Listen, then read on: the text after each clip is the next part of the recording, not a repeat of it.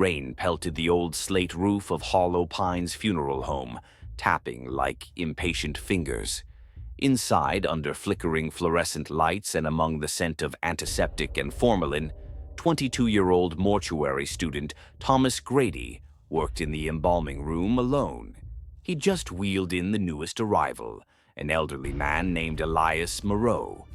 According to the tag attached to his toe, Moreau had died of organ failure after years of wasting illness.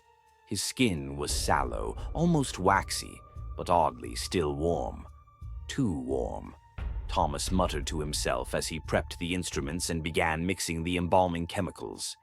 He prided himself on being calm and methodical, even when working alone at night in the centuries-old funeral home, where the floorboards groaned and walls sighed like they were still alive. He undressed the body with gloved hands, noticing how little resistance the limbs gave, how pliant they still were. It made sense. The report said Moreau had been delivered only an hour prior. Still, Thomas hesitated. Something about the corpse unnerved him.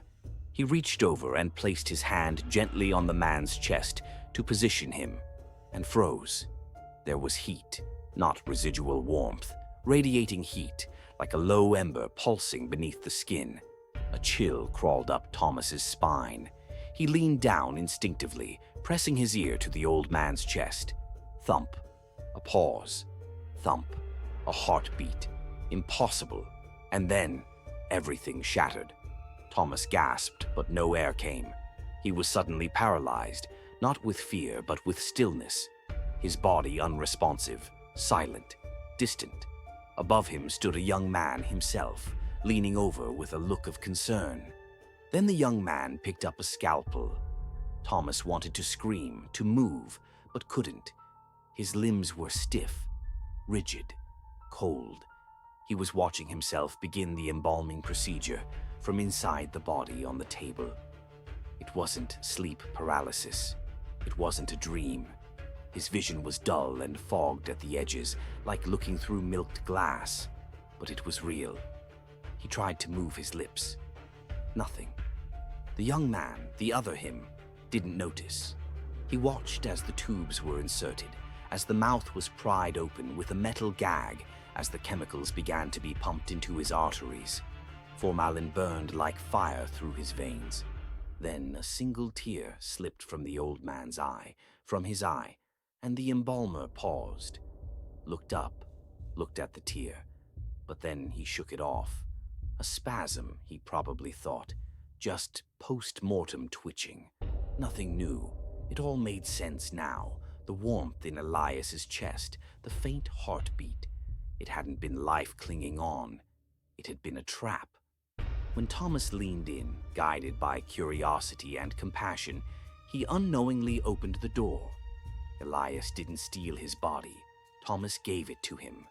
Elias had been waiting for someone like him, empathetic, uncertain, unguarded. That moment of connection was the final piece. And now Elias stood tall, reborn in young flesh, watching him with eyes that had seen many lifetimes.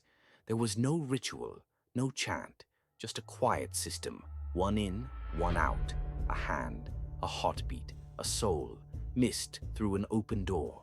Thomas tried to scream, but his mouth failed. The embalming had begun, and Elias only smiled, not wickedly, but with the peace of a man finally at home.